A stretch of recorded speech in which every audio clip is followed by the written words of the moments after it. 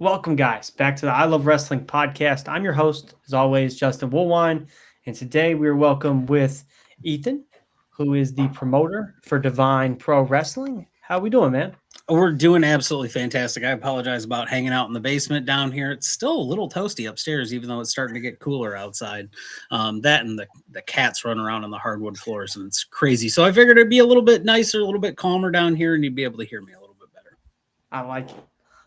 Before we dive into all things Divine Pro Wrestling, would you like to let us know about well, as we're recording this, the show tomorrow, Yeah. as and what we can expect, and also where we can find like social medias, things like that, just so they can get the latest Divine Pro Wrestling news? Yeah, of course. Tomorrow we have a show in Ann Arbor, Michigan. It is Divine Pro Wrestling presents Sapphire Series 3. It's our third show at Uplift, which is a lovely venue. They are really have become our home. It's a 21 up venue. So it does sadden us a little bit because we can't have kids there, but the show actual quality or the actual content of the show is not 21 plus. So when it comes out on YouTube, feel free to watch it with your kids. It's not a situation where you're going to have to explain anything differently. We make sure that we stick to like a kind of a TV 14 format. Anyway, most of our shows are based around 5 matches. We found that tends to be the right, that's the sweet spot for everything. So tomorrow's show actually has, again, 5 matches on it. We're going to kick the card off with a non-title matchup between Joseline Navarro, who is the Neo Pro champion, and Storm Garcon. Now, the interesting history here is that Joseline Navarro, while she's wrestled on Divine this year, I believe twice, she also happens to be a former Divine champion in the past. Storm Garcon is the current Divine champion, and Storm is looking to make her way to Neo Pro. The lovely folks down there have been so kind to bless us with this kind of cross-promotional situation here. So I do want to give them a shout out. Originally, Storm was supposed to defend the Divine Pro Championship last weekend. Unfortunately, due to injury, she was unable to do so. She's cleared for competition now, so that match is going to happen at our show. Then, second match of the card, supposed to be a triple threat match. This is breaking news for the I Love Wrestling podcast.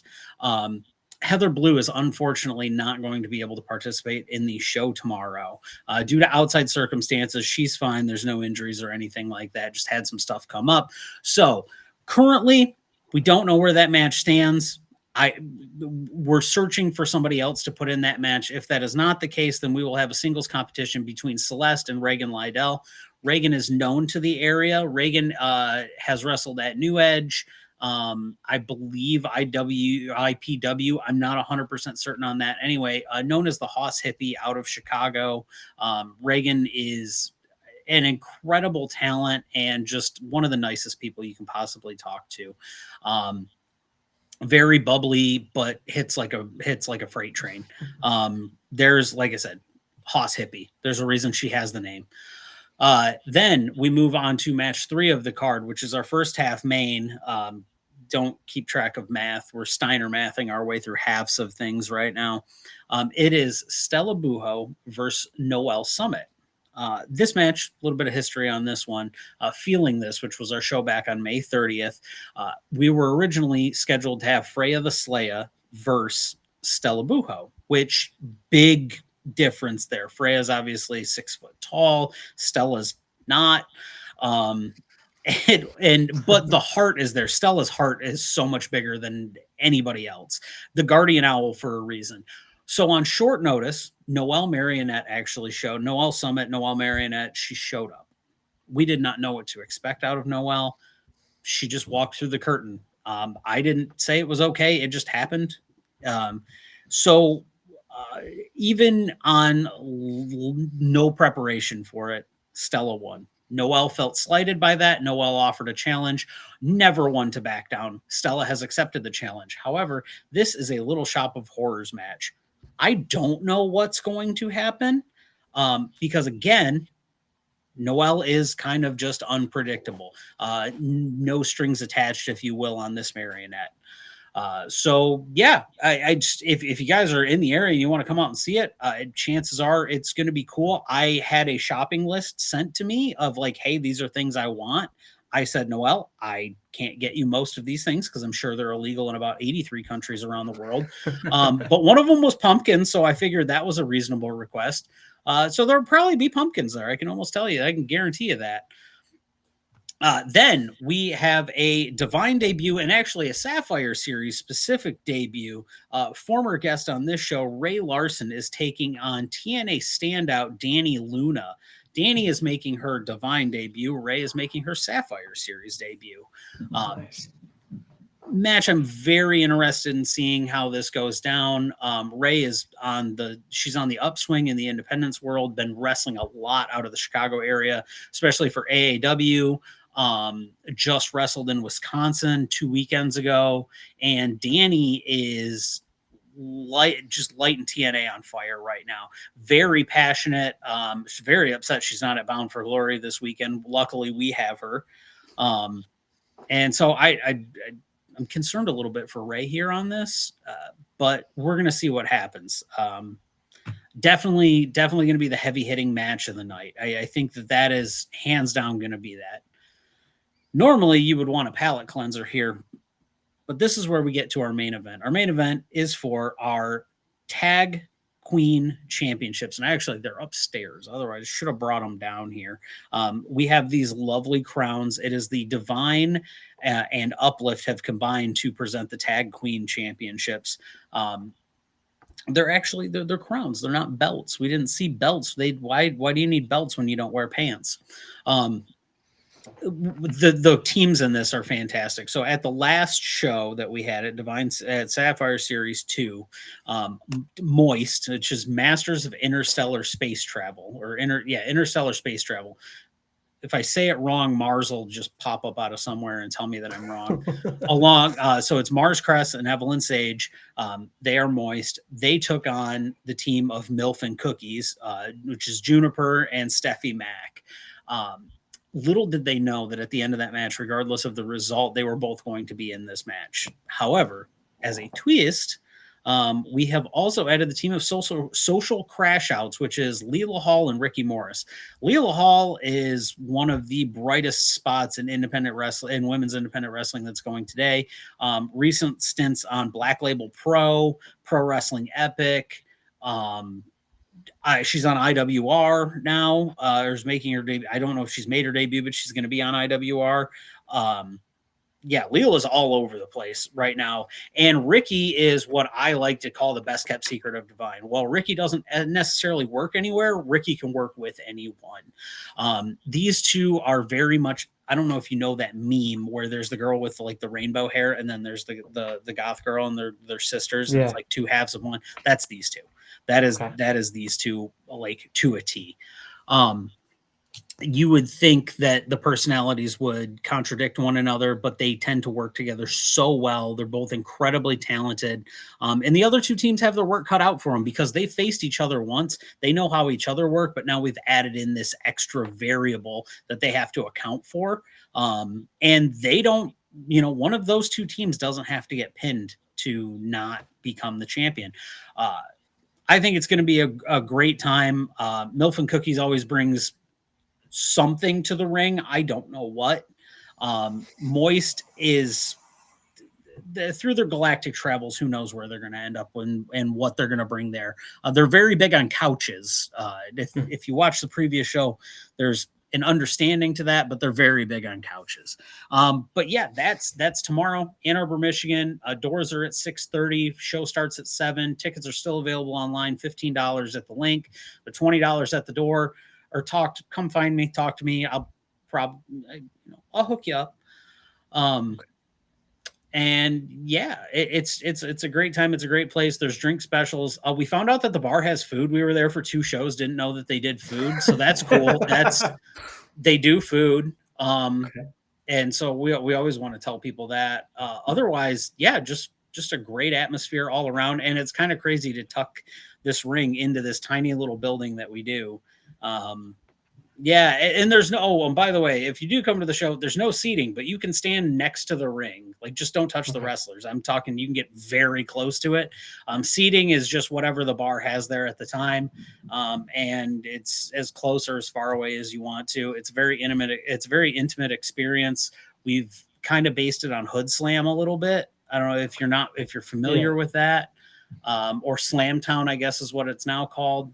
But yeah, that's kind of the vibe that we're going for. We want a little bit of drag show, a little bit of hardcore ballet, a little bit of, all pro wrestling. I like it.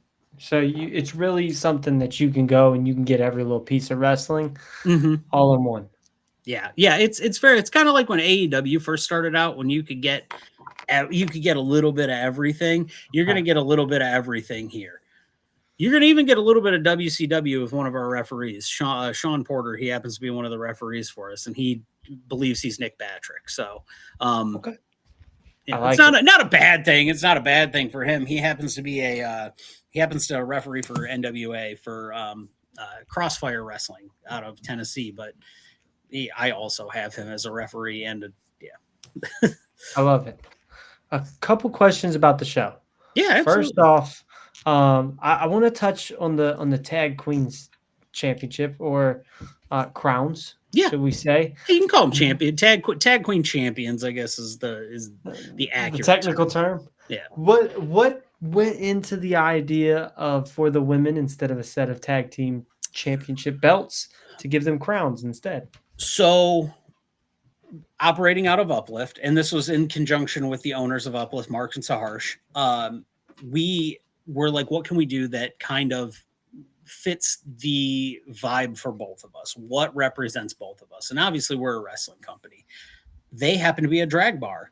So tag queen.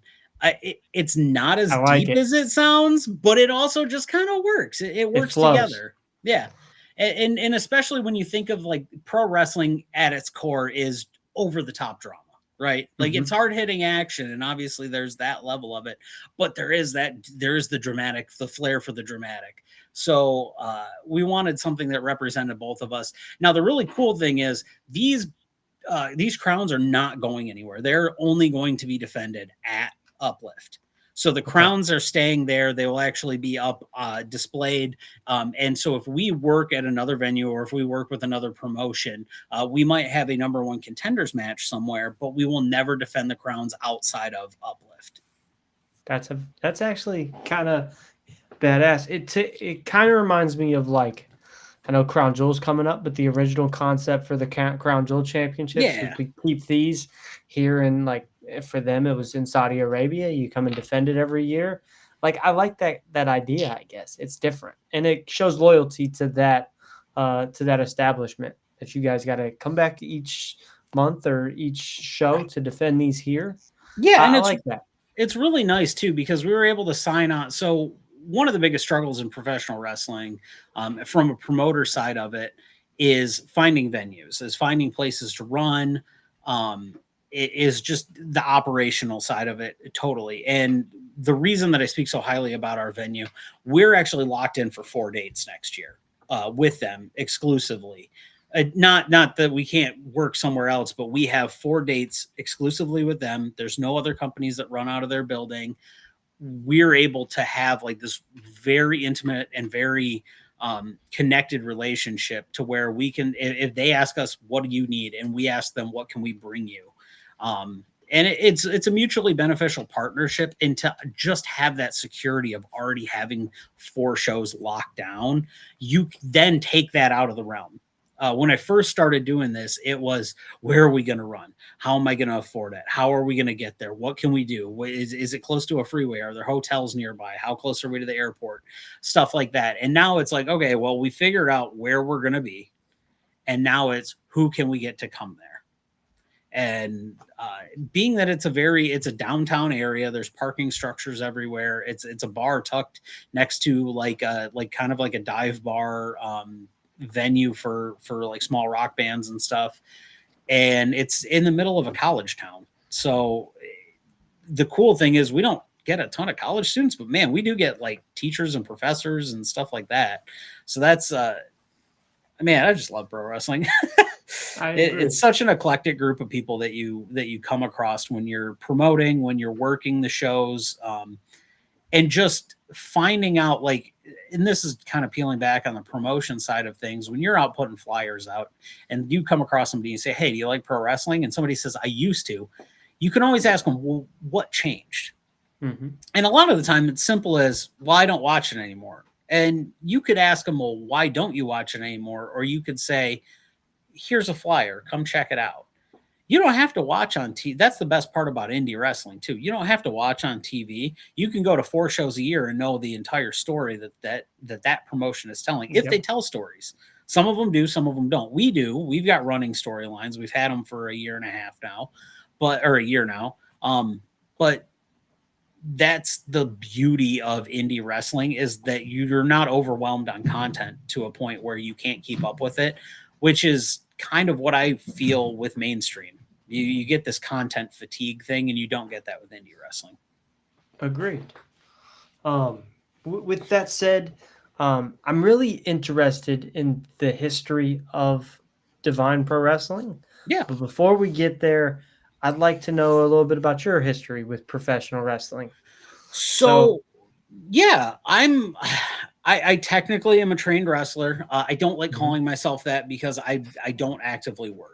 I'm here to take a bump spot. I do still like bumping before the shows, running the ropes. It can be a fun thing. But overall, I am the least talented trained person that is on that is in the building at that time. I have been involved in the wrestling industry in some capacities for a little over 8 years at this point. I went from training to wrestle to being a podcaster to then getting into production to getting back into the ring and to now to promoting. I've done a little bit of everything. I've done commentary. I've done ring announcing. I've done video camera production at deathmatch shows, which I was picking glass out of my beard for a week. And I feel like this is where I belong. I belong in this chair. I belong in the kind of glue everything together chair. But when it comes to Divine itself, I try to not say I, because it's not me that does it. It's not one person. We're a we, not me mentality when it comes to building a show.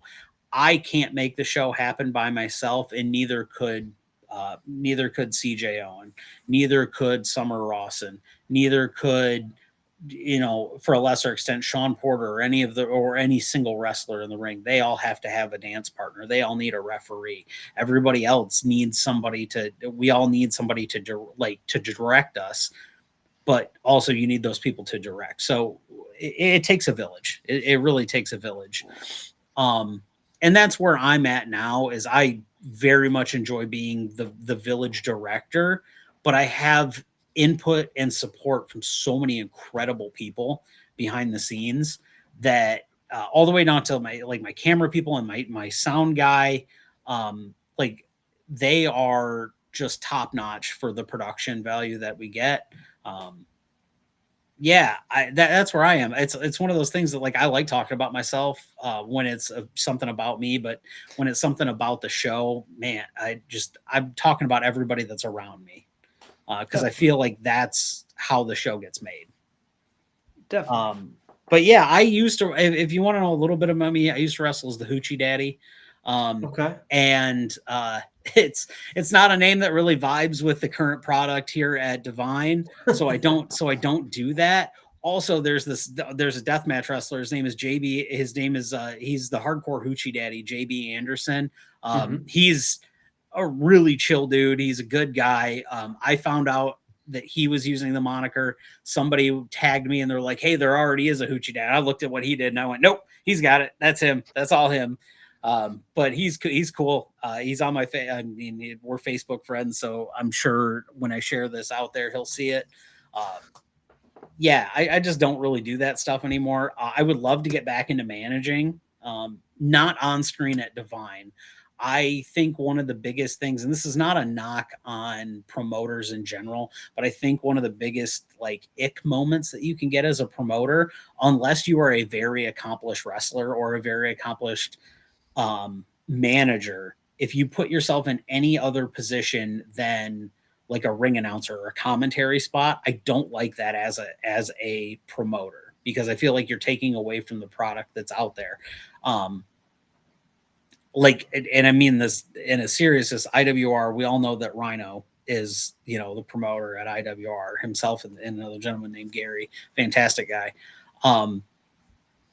It's Rhino, right? Like, everybody knows who Rhino is. Yeah, if he ran a show and he wasn't on it, you'd be like, well, why am I here? Yeah, exactly.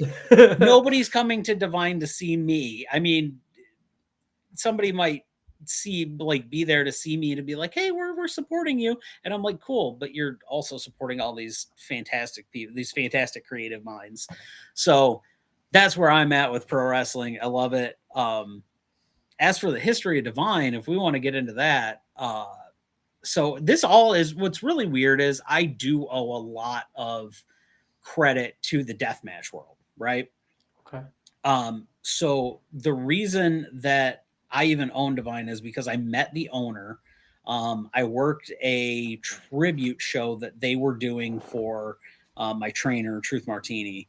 And then from that point, about a year later, I ended up working as a production for a tribute show for a member of the deathmatch community, Mike Bezak, who affectionately known as Piss Jug Mike, because it's the deathmatch community and they have wonderful nicknames. He had been to every single show that this company had ever done. And it got to a point where he fell ill and he was unable to go to the show. So we, on about 2 days' notice, figured out how to hotspot to this laptop, and then run a 2-camera setup, which was using StreamYard on my phone, which my phone was also hotspotted to another phone to be able to get good enough signal inside of the building. And I had it taped to a tripod. And then we had one just like crappy HD camera aimed towards the ring. And that was my introduction to deathmatch wrestling. With the owners of that company, the company's Horror Slam, they originally started Divine, specifically Rachel. Divine started in 2018 or 2019. I don't remember quite which. They ran about 5 or 6 shows before the pandemic happened. And obviously things happen. Everything kind of went to outside shows and it kind of closed down. And running women's wrestling is challenging. I don't want to say difficult, it's challenging. So booking, you know, consistent talent and things like that. And at the time, the state of Michigan didn't have a ton of like women's talent. So it wasn't the easiest thing to constantly like get booked. So she shelved it for a while. And then I, at the time, was doing a podcast with one of my friends, one of my best friends. And we had talked about starting a promotion because when we would go and film these shows, we noticed that that the women's content would do so much better on YouTube than the men's content was, but there was so little of it out there. So we were like, well, what if we got to a point where we ran a women's promotion? And then I heard that Rachel was bringing back Divine, and I'm like, okay, well, hands off. I'm not going to do that because I don't want to be competing against somebody else and trying to work in the exact same space. So Divine comes back. I believe A League of Their Own was the first show back in 2024. And I think that was in April of 2024. And I wasn't involved in that. But my friend did production for it. Then the next show that happened after that was Every Rose Has Its Thorn. And I actually was able to co-ring announce that show with Jeremiah Gold. It was myself and Jeremiah Goldmain. We alternated matches. And then my friend also produced that one. Then after the show, I was contacted by the owner, and they said, hey, we heard you had an interest in running a show. And they're basically, you know, it's very hard for us to run 2 wrestling shows. And Horror Slam in itself is a beast because deathmatch wrestling just requires so much time and attention. Just with the coordination of everybody living entirely across the country, you're getting flights, you're trying to make sure that there's room and board happening. You're trying to one up every single match with the next like craziest thing you can think of. That left the door open for Divine to kind of fall by the wayside. And Rachel didn't want to see that happen. And so I ended up acquiring it from her. And now that was June 1st, I think, of 2024. We ran our first show under new management on September 4th, I think. It was September 4th, September 5th of 2024. It was called Season of Change. And that show immediately ran into kind of a roadblock. We booked Billy Starks for that show, and it happened to be the Friday or Saturday of All Out or All In or whatever it was. And she ended up getting pulled to go to that. And we ended up making it worth it. Like it ended up turning out great. We had Dani Mo there defending the JCW women's title. Was that on that show or was that the January show? They are all running together at this point. Long story short, that was the first show under new management. We are now on our 6th show, which I believe is tied for the same amount that they ran previously. Okay. So now we've done that in about a year's space. And it's been crazy to see it grow, to see it come from where it was. It honestly was somebody's dream. And it's a dream that I appreciate. It's a dream that I shared, but it wasn't a dream that was like fully realized at the time either. There was no way for the visuals to get out there. It was just very much a here's a wrestling show type thing, and I don't knock that. Because you have to start somewhere. But now we're at a point where we are on Title Match, so we're streaming. We're on the Title Match streaming service. We try to get our match up there as soon as possible. We're on the Title Match YouTube. Breaking news for anybody that's watching this, our own shows will be on our own YouTube channel coming up soon. We're going to start putting them from as far back as I have. I don't know how far back I can recover stuff, but technically I own all of it. I know I can get back at least to A League of Their Own from last year, which would be the first show of kind of the reboot. Yeah, and we're trucking. Like I said, we're going forward. We've got 5 shows next year. I'm hoping to add a 5th one with one of our partner companies, Flow, out of the northern Indiana, Chicagoland area.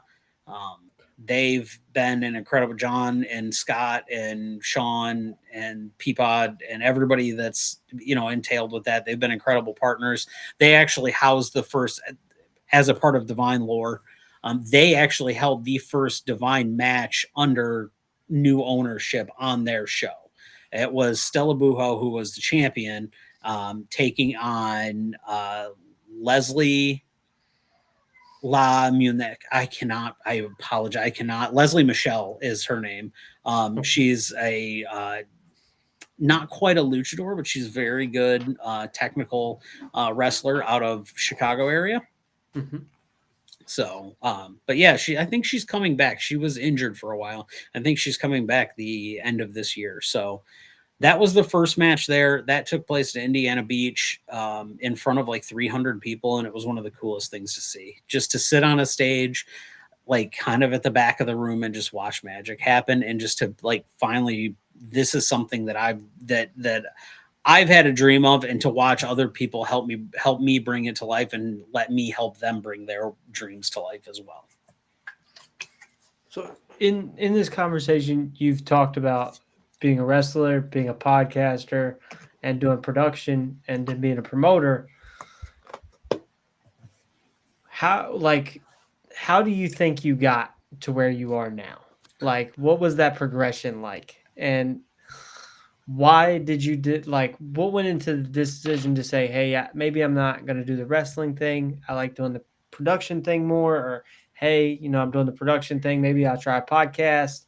Like, what went into those decisions to get you to where you are now? So I went to a radio school, and I guarantee if my brother watches this, he ribs me constantly about that. I made the decision, the very ill-informed decision out of high school to go to a radio school, which is very much a dying art. Could have went the graphic design route. I went radio. Oddly enough, later in life now, that's something that myself and CJ share, is that we both went to the same radio school, just a couple of years apart. And now we get to kind of laugh about it because we know some of the similar people. So I've always had this like broadcast aspect. Mm-hmm. So then going forward, when I got into wrestling originally, it was supposed to be myself and my friend who I ended up doing the podcast with. We were both supposed to go. We absolutely loved Ring of Honor from like 2014 through like 2016. Right, the Cody Rhodes, AJ Styles, and we were at the show that Hangman got his name when he hung Chris Sabin over the top rope. Like, that's badass. Just like really cool moments. Meeting Jushin Liger was one of the coolest things. He was just standing around and like nobody was in line for him. Everybody wanted to meet the Young Bucks, and I'm like, Jushin Thunder Liger's right here, guys. And so you just get to it. You get to a point where you're like, wow, okay, this is like really fun. But like, I don't want to be on this side of the barrier anymore. I want to be on that side of the barrier. So then I got on that side of the barrier. I realized I was not good on that side of the barrier in regards to like the in-ring stuff. I was 26, 27. And it's not to knock on anybody that wants to try to get into wrestling at any age, to be honest with you. I had a lot of miles on my body at that point from years and years of just sports, whether it was soccer, hockey, just name it, just doing dumb stuff as a kid. And my body's like, hey man, we ain't holding on for this. And wrestling's very physically demanding. So then obviously dipped out of it. And then I was when Punk came back to AEW. When he first arrived, I called my buddy up and I said, hey, we've been talking about doing a podcast long enough. Fire the mics up. I got stuff to say. Him and I sat down and just recorded a conversation that we would have had normally. And it was like 2.5 hours. And we ended up having like 60 people watch it. And we're like, holy cow, like people watch this stuff. And so, we did that for 2.5 years. And the last episode was probably about a year ago, right around this time a year ago, because we were still doing it at the time of the first Divine show under new management. And then I just realized that my time we weren't getting the views. I wasn't putting the time and effort into that. I had kind of shifted my focus over to this. And I just like it a ton. I love being able to help other people tell stories. I don't know if there's anything in me that ever said, this is like, you need to be that guy. I think it was just, hey, you're the one that's got the decent, like you have job security. You aren't working the retail gig. So a lot of the time, like responsibility just fell on me as it was. And now I look at it and I'm very much, if you either follow me on my own personal Facebook page or you find me on TikTok or something like that, I'm very outspoken. I'm very direct about my beliefs, in human rights and things like that. And so this actually kind of puts me in a place where I can put other people at ease by giving them a place to perform, by having a safe space, having somewhere that like, hey, this is a controlled environment that you can perfect your craft in. And I've kind of made it almost like a personal goal that we are really just an island of like lost toys. Like we're the island of misfit toys. But we're going to put on one heck of a show for you. And in doing that, it's been beyond rewarding because everybody that's there wants to be there. There's not people that are there just because they're getting a paycheck. There's people that are there because they believe in what I believe in. And that, to me, as a promoter, that's all I can ask. I'm going to believe in you. Like me contacting you saying, hey, I want you on my show, or I want you on the show. That is me saying I believe in you. That's me saying the production team that I've talked to believes in you. The match agent believes in you. And when I say that and you come back and you say you want to be on the show, that to me tells me that you believe in us. You believe in what we're doing. And that is such a cool thing for us. It's so much fun. Yeah, I'm sorry. I get off topic on things like that. But elevating people to the next level is where I want to be. That's really what it is. And I think once I saw that happen, once I saw that we can get people places, and I'll be very like, there's an instance that sticks out to me. So Ricky Morris had the opportunity to face Dani Moe, who at the time was Juggalo Championship Wrestling Women's Champion, kind of the first one when they first brought that in, that like super cool belt. And then Al Crowley held it. And now I think Hollywood Haley J has it. Mm-hmm. But Dani was at our show, and Ricky got the chance to challenge. Okay, yeah, actually, sorry, this was the January show. Ricky got the chance to challenge her for that belt, and I saw something unlock in Ricky Morris. I saw something change, because there's certain people that when you get into the ring with them, you change. That same show, I saw something change in Leela Hall, because she faced Al Crowley, and Big Al does not, for a lack of it, I don't know if we can cuss on this show, but Big Al don't fuck around. Okay. And those two kind of had that moment to where they were like, we've been wrestling each other for so long. Now somebody has seen something in us, or a group of people have seen something in us and brought people in to step our games up. And they've never looked back from there. They've never went back. They haven't regressed. And they have that opportunity to go higher, to go farther, to make more of themselves from that point. And that's like very accomplishing to me, that I've watched people have that personal growth. Something I'm interested in as far as like Divine goes is you spoke earlier on, they started, I believe, 2018, 2019, yeah, go until about the pandemic. I know you wasn't there for the rebirth, let's say, but why do you think 2024 was the year for the rebirth of Divine?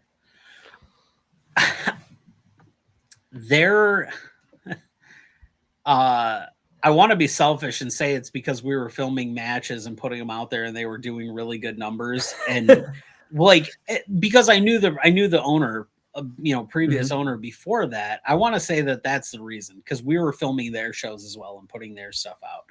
It's not.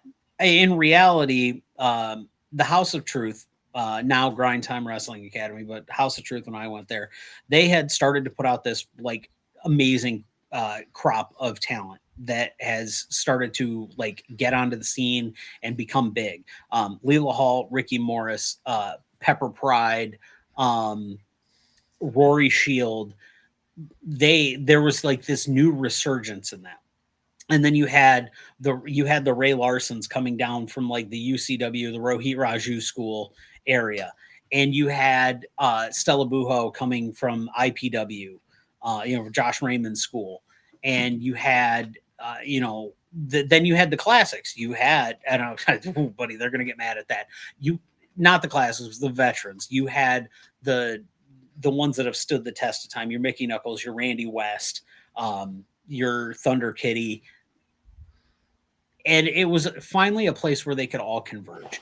And the space was kind of open too, because at that point Shimmer had kind of died off.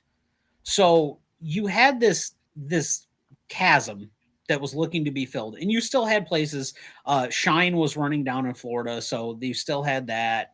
But like Madman Pondo's girl fight had closed up, and Bell to Bell really wasn't as big as it is right now, and Dreamwave wasn't going as hard as it is. And then you have Hooligan down in Indiana, and I have done so much research into finding out how many all women's promotions have popped up recently. In a lot of places they have a women's promotion, but it might not be an all women's promotion. They might have like Hooligan. It's not a knock on those guys. They're podcasters, kind of in the same vein as me. Started Hooligan Championship Wrestling, did an all women's show. It morphed into Queendom, and now they kind of run them simultaneously. It's pretty cool. They also have the benefit of being like super close to the OVW area. I think the resurgence of OVW having really good talent, like Noelle Summit, like Larkin, Therapist Larkin, is Larkin is a Amazing. Larkin's a whirlwind. We had her on the May show, and I cannot keep up with that girl. She is everywhere and nowhere all at once. Her and Storm Garcon had a fantastic match. I don't know which part of Larkin had the match. I don't know what personality. There was an invisible knife. There was a paper face. There's a ton there, and that's somebody who's going to go as far as they want to go. But that's really, I think, what it boiled down to is that there was an explosion of talent, and the talent was more visible than ever, and it was easier to contact talent. And so you wanted to create a space to put them in. At least that was my reasoning for wanting to start a women's company. So and maybe it's making an ass of me, but I'm assuming that they also had the same idea, because very much a spoiler alert, it wasn't to make money. It was not to make money. This is a labor of love. Like this very much is a labor of love. Until we get some sponsors and we're able to cook some things out, this is a labor of love. I'm doing this. My wife is involved in this process as well. But myself, the team, we all do this because we believe in these women and we believe that they can get to the next level. I have always said, and now it's not necessarily the fact if I like book a TNA talent, like Dani Luna. Say Dani Luna comes to me on Friday morning and says, "Hey, I'm not able to make it. They called me for Bound for Glory." Well, that's TNA, that's that's showbiz, baby. That's how it works. But if I reach out to, Leela Hall in the future, or Mars Kress, or, Ray Larson, and I say, "Hey, we're running a show next year. Our show is January 31st. And they come back to me and they say, well, I have to make TV for TNA. I'm going to be stoked because A, like, that's awesome that you're doing that. But B, I feel like Divine played a little bit of a part in that. And that's something that collectively we can all hang our hat on, helping you get to that next level. Absolutely. Since you took over, I want to say, what's it been like for you guys as a group to reestablish the Divine brand? It is, the best way I can put it is that when I get messages from people who were around when it was around the first time and to now, it's just, quote is like a quoted version of this is probably, we love seeing what you've done with it. And it was never, again, it wasn't that there was any neglect on the other end of it. I think it would just boil down to being too busy to run two promotions. It's not that somebody didn't want to run it. It's just there was a lot going on.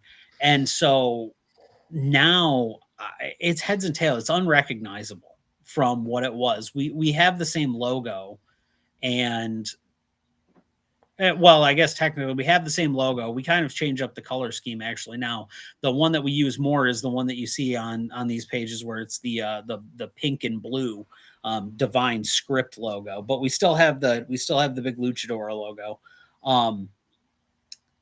I mean, from that stuff, not much has changed, like visually, but the actual product you can definitely tell has changed. There's a storytelling aspect to everything. There's actually a continuation of stories. Unfortunately, we always thought that the story with Storm and Al Crowley was going to go on a little bit longer than it did, and it didn't. Al, had some fantastic opportunities that she had to take, and that left a spot open for a former Divine champion, Heather Blue, to face off against Storm for the title. And Storm ended up being victorious. Heather Blue, again, like we said earlier, unfortunately not on this show with us, but came up just short, did have a match earlier that night. So, but that's something that wasn't there in the past. In the past, it felt like it was just a wrestling show. Like there was just matches for the sake of matches. And what we've set out to do is create something deeper than that, create something episodic, something that you can watch and say, okay, I understand why this happened. Something that we can in a year from now call back to a previous match and go, okay, well, this happened. And I think that's really where the change is that we have people that are like, okay, but what is the next step and how do we get there, instead of just do it. And that's what I'm able to do when I have people, when we have a crew that is so committed to making this happen. And then I think also the other thing that we've moved forward with a lot is that there's no like super big male presence on screen. We have referees, obviously. It's indie wrestling. We're going to work with what we got, and we appreciate Sean and Tango when he was able to do it. And then Pod, we were so lucky to be able to get CJO and P-Pod for those if you're nasty. We were so lucky to be able to bring him in. He gave this level of just professionalism that was with it. I will give you so we'll give you a secret, because this is something I actually talked about on my own personal Facebook page, but I didn't really bring it up on Divine's page at all. So our color commentator, color analyst, Summer Rawson, was not the first choice for color analyst. We actually had contacted Davison Sarai, who was winding up their in-ring career at that point and was starting to just become a commentator, just wanted to, do commentary, kind of, be involved in the business, but not put their body through it anymore. Unfortunately, Davison was unable to make a show because of illness, and it's next person up at that point. And I was admittedly very cautious about putting Summer in that position. Summer is a dear friend of mine, but I also know how Summer was. Very extra, if you will. Takes it a little bit beyond the point, would take it a little bit beyond the point, would kind of go into business for herself. Unfortunately, like I'm doing on your show right now. But Summer sat there, fed off of what Peapod had to offer, and just knocked it out of the park. And it was again, it wasn't really my choice. It was something that it was my choice, but it got to that point where it was like, hey, we as a group have decided we're going to let you run with this. After that was done, Pod came back to me and he said, I think we have something here. And now from this point on, Summer and Pod, that's my crew. They just called Neo Pro together. I'm very proud of Summer for taking a chance and stepping outside her comfort zone and going and doing other shows. I'm not claiming any credit at that at all, because I was actually a detractor in the first place. But that's a growth story that I think is really cool that we were able to have here at Divine, is to kind of jumpstart somebody's career in that regard. Definitely. It's definitely out of the box, especially when you said, if you think about it, you didn't know how well it would fit, and then to see it get knocked out of the park it's definitely sounds like one of those stories that exceeds expectations, and you can't be anything but happy when things exceed the expectation. Not at all. You can't be. There's nothing more than that. Yeah, I've been talking to your ear off. I apologize about that. You're good, man. I appreciate. I like to. It makes this job easy, if you want me to be honest. I don't know if I should say that on air, but it does. Everybody, if you're on this show, make sure you talk. Don't have to sit there with the basic conversation. So no, I appreciate it. Yeah, with that said, just I guess a little sidebar. These one thing I love podcasting, but the biggest struggle is when you get somebody on here and they don't want to talk.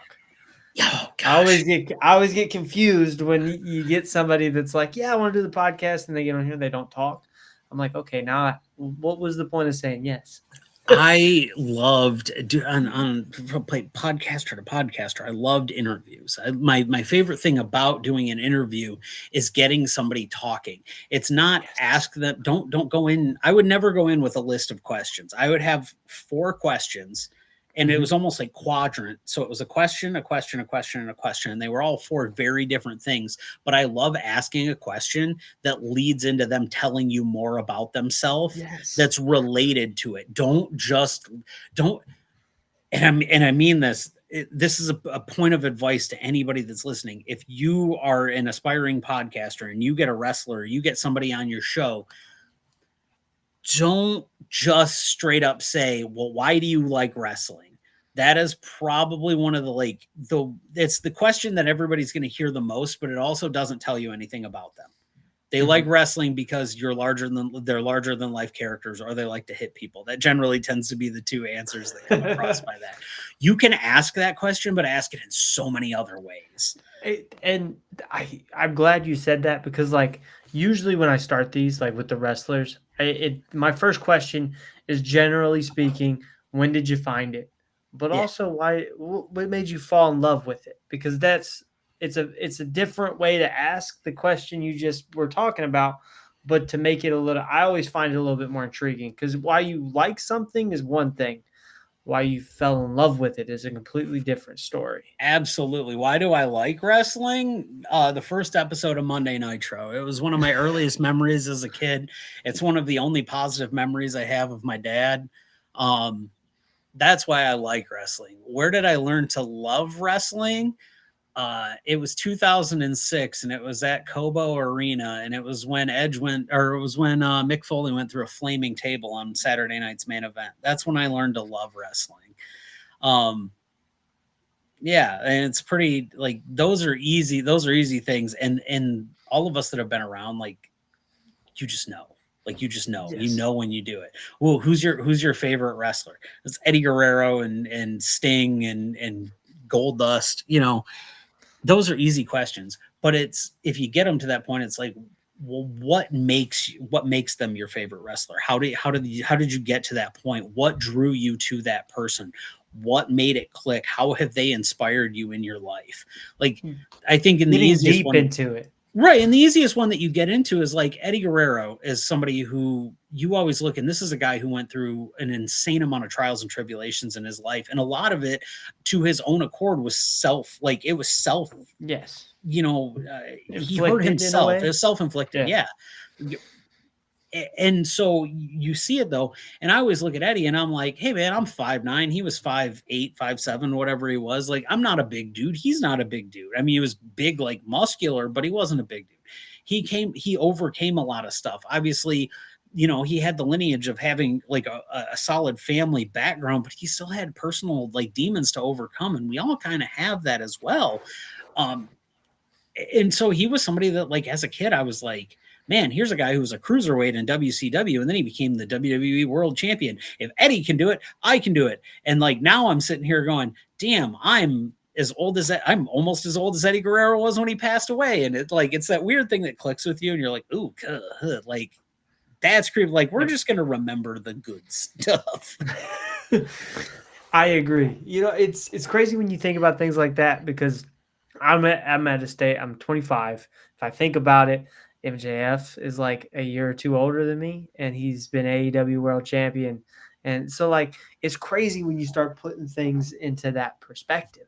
You can do it with any sports too. That's the crazy thing. So like Penei Sewell for the Lions, the dude's the best right tackle in football, might be the best tackle in all of football in general, regardless of whatever side. He turns 25 this month. It's insane. Like, this guy's had 2 all-pro teams, and I'm like, what did I do at 20? I got married at 24, 25. I got married at 25. So like, that's an achievement. That's a cool personal achievement. But like, other than that, I think I like drank a 30 rack of Bush one night, like by myself. That might have been, it's not a good achievement, but it is by all means It's an something. achievement. Yeah. And there's people out there that do that, but it's also like, you don't have to get lost on that. There's plenty of people that didn't do anything until later in their life. Tolkien didn't get his books published until he was well later in his life. It's a lot of the time it tends to be authors that are, on the older side of things for being able to do that. But that comes with the territory too. If you're an author, you kind of have to have experiences or stuff to be able to fall back on. You can't be inexperienced and write a book and it really strike Hit it click. Yeah, it's not, somebody's going to read it and go, this person has never done their taxes. Like, it's funny you say that though, because me and my dad always have like the running joke, because my siblings are always saying we're old. Because I mean, my youngest sibling, we're 10 years apart. The closest sibling, we're like 7 years apart. So like, there's a gap, and so like me and my dad are always saying like, if we're thinking about it, we haven't like I haven't even started my prime yet. My prime probably isn't for another 15 years, and my dad's probably just now hitting his. If we're being technically, he's in his 40s.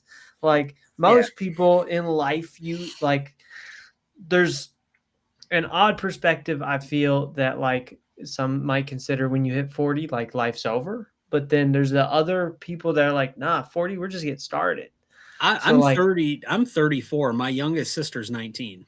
Like, so you get what I mean? Yeah, I between my sisters, there's an 8-year gap to the one, and then there's a 15-year gap to the next one, like to the next youngest, or to the youngest one.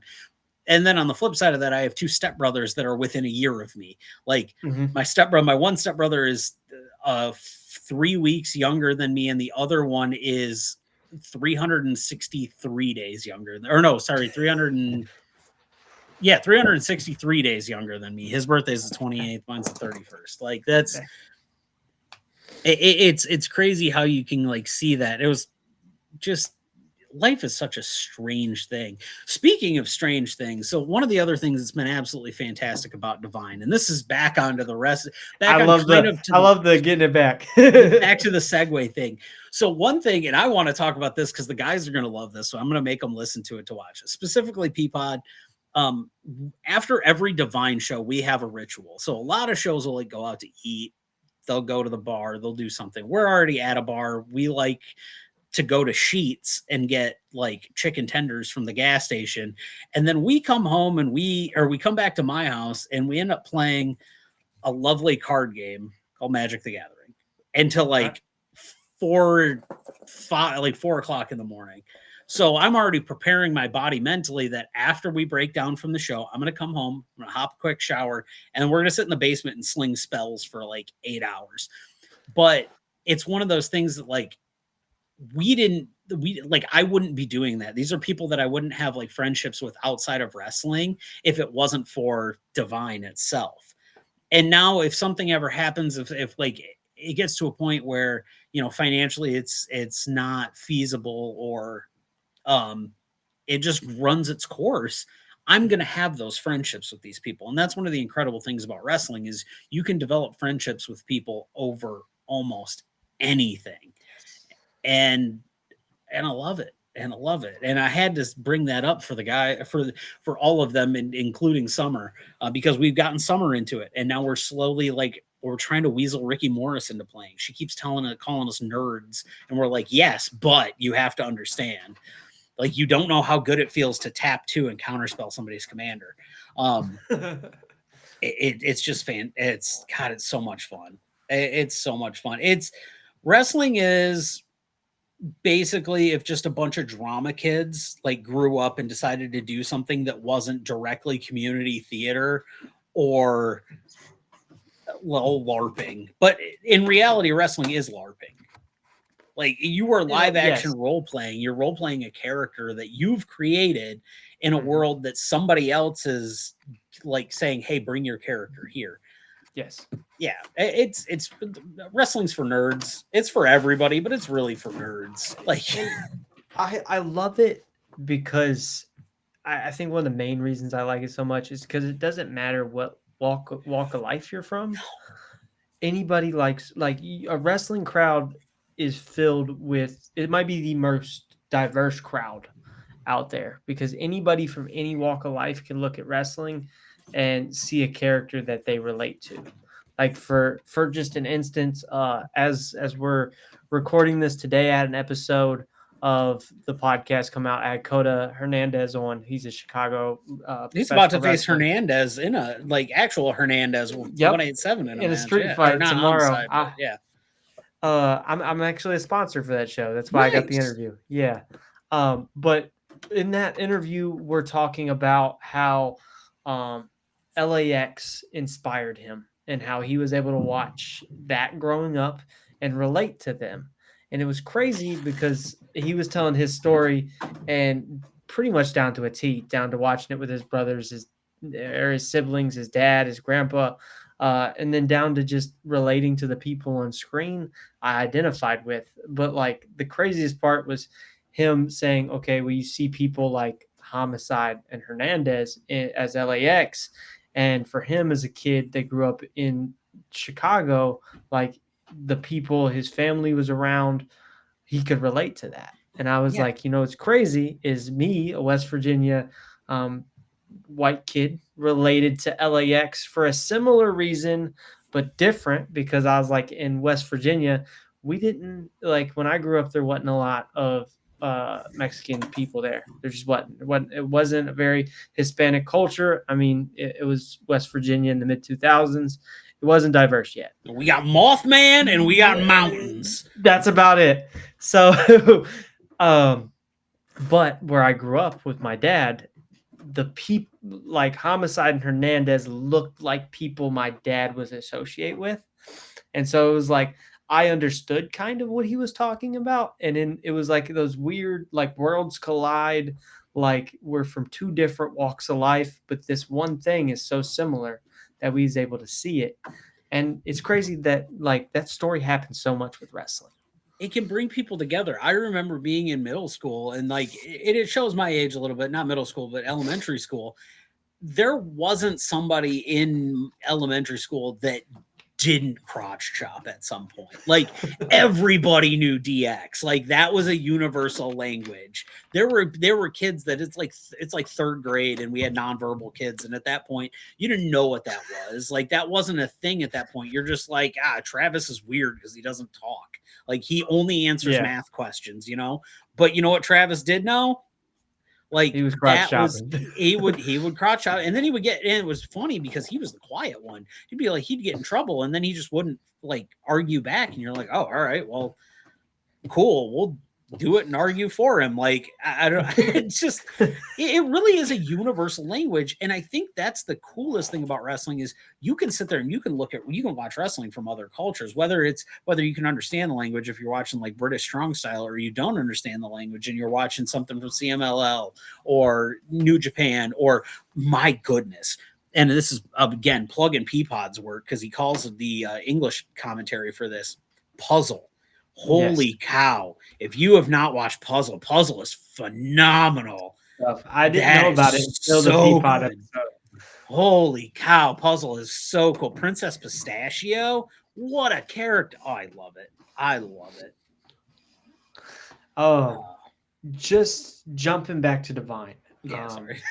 You're good. We got off on a tangent, but I'm curious. Earlier you said that there are some challenges in booking or presenting an all women's wrestling show. What might those challenges be?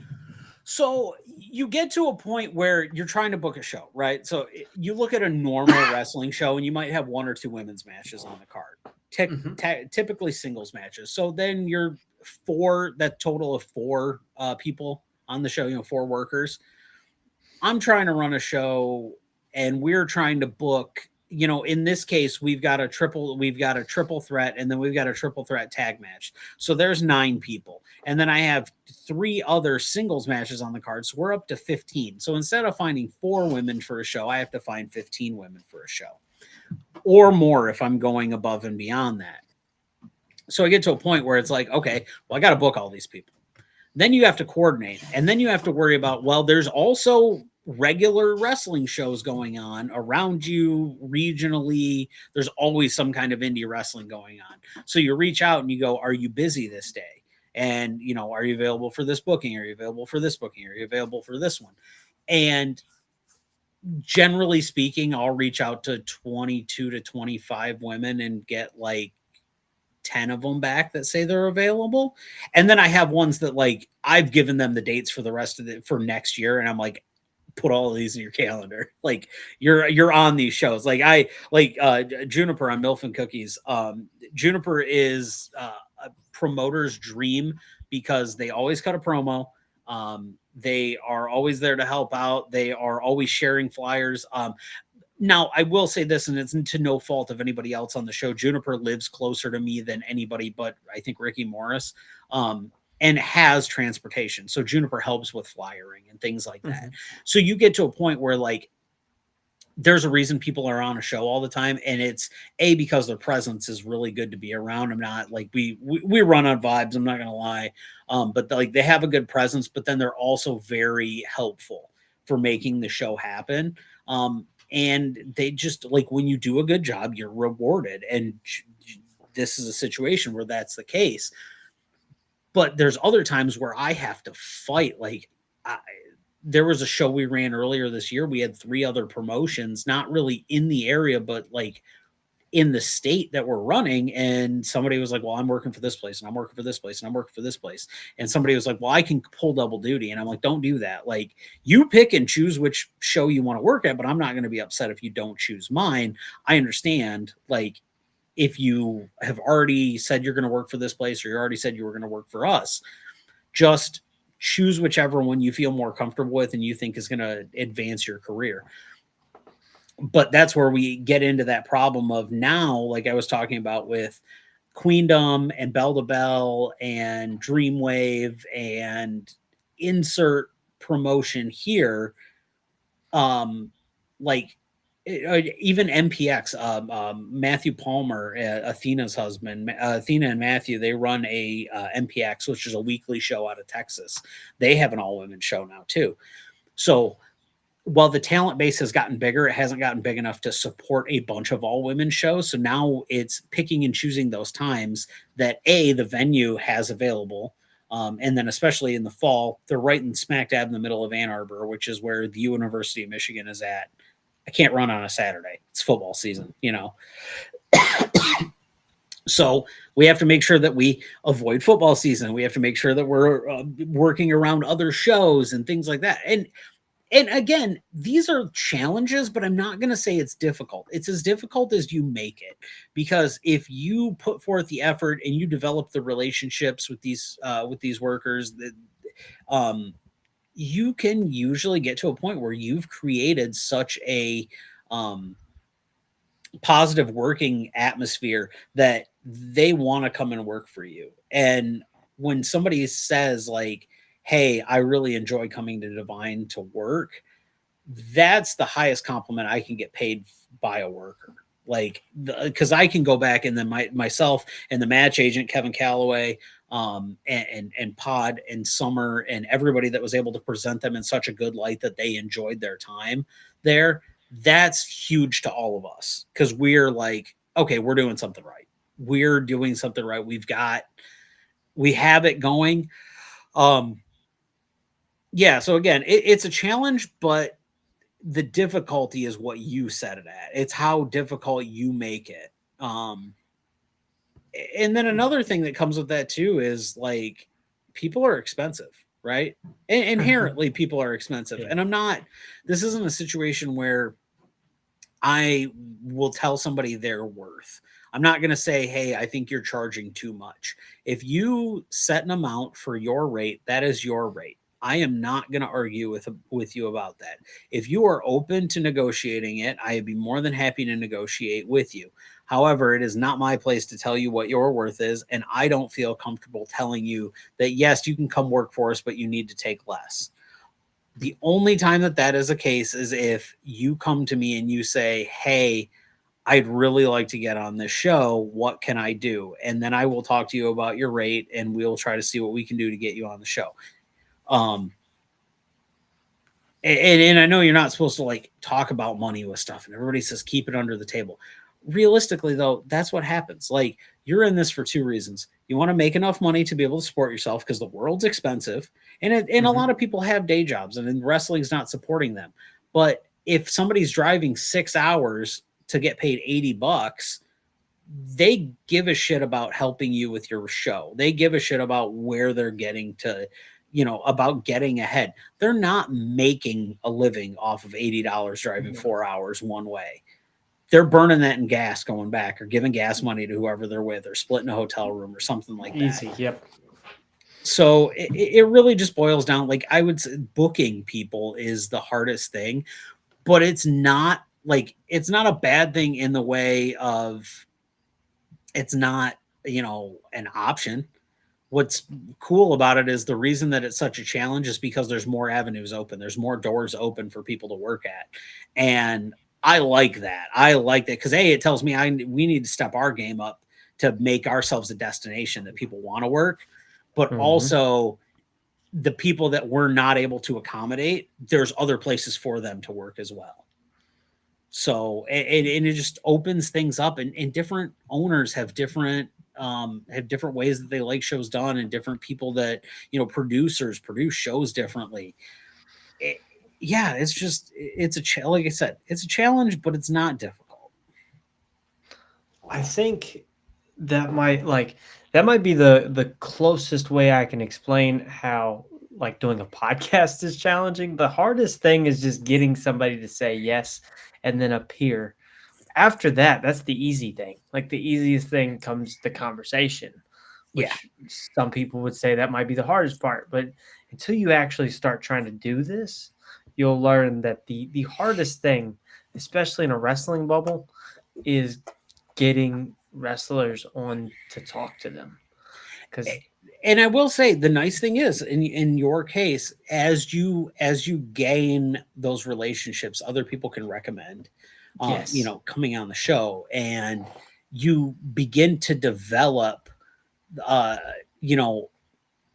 don't want to say like a reputation, but a good one. You begin to develop that reputation of, hey, this guy's a good guy to go on to their show, and you're going to have a good time. It's going to be informative. People are going to watch it. Because it's at the end of the day, wrestling's about marketing. I love getting on and just talking to people. That's just me. It's how I am, clearly, because I love kind of hijacked your show.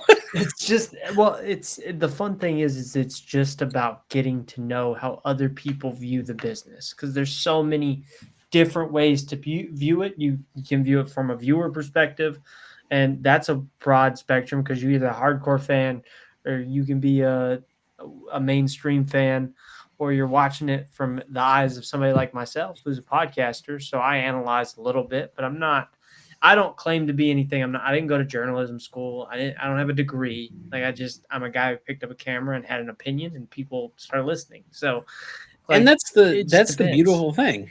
That's the beautiful thing about it is like we said earlier, wrestling is for everybody. You don't have to watch. You don't have to go and trade tapes of somebody. You don't have to go back to watch 1997, Mike Awesome and Masato Tanaka beating the shit out of each other in ECW. You don't have to sit through 2000 WCW Vince Russo era garbage. My absolute favorite match of all time, and this is my podcast that I had, was on a forklift. My absolute favorite match of all time is Judy Bagwell on a forklift, and it's one of the most dog shit actual wrestling matches of all time. But it reminded me so much of like what I loved about the absurdity of wrestling, that that was us. Like that was just what we loved about it. I found Judy Bagwell's number in a phone book one time and called it. Rest in peace, Judy. I called her house and left her a voicemail like on her thing, and then years later I got to interview Buff Bagwell. Like, that's amazing. It's very easy to do if you have a couple $100. He will interview. It's not a hard thing to do. It's just not a hard thing. It's getting a hold of him. That's the hard part. I'm not proud to admit it, but yeah, it's not hard to do it. It just costs a little bit of money. But I was doing it because I had to tell him the story about me calling his mom. Yeah. And we had to have him on the podcast because of the name. You couldn't not. But part of the thing that I love about that is that Chris Kanyon is one of my favorite wrestlers of all time, and just the absolute garbage they put that man through. And he was Kenny Omega before Kenny Omega existed. Yes. Chris Kanyon in today's wrestling with like the hybrid style would have been a world champ, multi-time world champ. Just thriving. I'm imagining in my head like a Chris Kanyon, Seth Rollins feud. Yes. Or Bryan Danielson, something like just Yeah, he was doing stuff that nobody else was doing, and he was bigger too. That was the crazy part, is he was 6'4" doing it, Yeah. not 5'11". Mm-hmm. Um, yeah, just Him, man, love I it. think Sorry, I got him, off on that. Anytime I can talk about Chris Canyon, I will. well, Canyon and Nova were always two from that era that always stuck out to me because they were so inventive and revolutionary, and they wasn't by any means small guys, but they were doing things that nowadays we watch smaller guys do, and we're impressed that they're doing it. But like, if you just go back and watch, Canyon and Nova were doing these things in the late '90s, and we were saying, "Holy shit!" Then, so like, I don't know why you're surprised that Osprey can do it now. It's, it's always that, it's that level of innovation. You see it, and then it goes away for a while, and then it'll come back. Um, man, I last I heard about Nova, he was a bank manager. Just weird side things Side that note. I hear about stuff. I think he's a bank manager now. I feel like somebody told me that, and I don't recall when that was. I might have to find him. We're gonna have to get him on the podcast. Yeah, yeah, he might do the He podcast might do actually. it. He might. Um, There's a couple of people that are not hard to get on the not hard to get, because they love to talk and tell stories. One of them. Um, I don't have good stories like those guys have from the '90s, but anyway, yeah. I do appreciate you letting me come on here and ramble and talk about Divine, and I guess myself too a little bit. 100%. I'll ask one more question, and then I'll let you off here so you can get ready for tomorrow night's show. We are about to be in 2026. What can we expect from Divine going into 2026 and maybe for that year? Like, what are the goals? Where would you like to see Divine end up? So I've got so one of the things that we said is we've already achieved a goal of having like a permanent home, right? Hmm. We've hit that spot. I would like to do another all ages show. Um, Personally, I'd like to be able to do some kind of benefit show, or some kind of um, some kind of fundraiser show in my area. Very, I want to give back a lot. I One of my biggest goals in life is there's an old movie theater in my hometown, that is now a hardware store, and it's a good hardware store. It's kind of crazy because I know like the screen is at the back, so it's an old one room movie theater, and it's the screens at the back, and the seats are still under the floor, and like it's the benefit of having my whole family grow up in that town. Um, and so like I always want to give back to town, but there happens to be, the reason I say that is there happens to be a lot directly across the street from that's just a grass lot, and I want to put a wrestling ring there and have a show there, because Okay. that's the closest I'm going to be able to put a movie on in the building across the street, is to put a show there. So that's something I would love to do. As for what we can definitely do, we have a guaranteed 4 shows coming. You're going to see Divine wrestlers wrestling at other shows, like representing Divine. Um, Okay. there's a show in November, specifically at the Rheingeist Brewery in Cincinnati, that Storm Garcon, the Divine Pro champion, is taking on Juniper, for the Divine Pro Championship at the Rheingeist Brewery. It's Pride Power Pro Wrestling. Um, and it's a huge show that is put on by Heather Owens every year. They have some really cool sponsors, but in between the time of now and our next show, which is in January, that's taking place in November. So that's something kind of moving into the year. And then we plan to kick the year off with a bang. At the end of January, we're going to have our first show of 2024, or 2024. Look at me, 2026. It's one of them even numbered years. We're going to have our first show of 2026. That's Survivor Series 4. I don't have a goofy title for it yet, but I'll figure out something. It'll probably be like Budokai Tenkaichi 4 or something. I always name the January shows after something super nerdy or anime related. Last year was Endless Waltz, because I love Gundam. Um, Okay. but we're going to continue to move these storylines forward. What we're hoping to be able to do is put a huge emphasis on tag team wrestling. That is probably the biggest goal for Divine for next year is more women's tag teams. We want to develop women's tag team wrestling into being something that you see on the indie circuit. There are a couple out there, but we want to be like the central hub of where that's generated at. So Social Crashouts, that's a Divine creation. Milf and Cookies, that's a Divine creation. Moist is not, but man, they're right above me. Whew. They are very close to you, actually. They are in Eastern Ohio.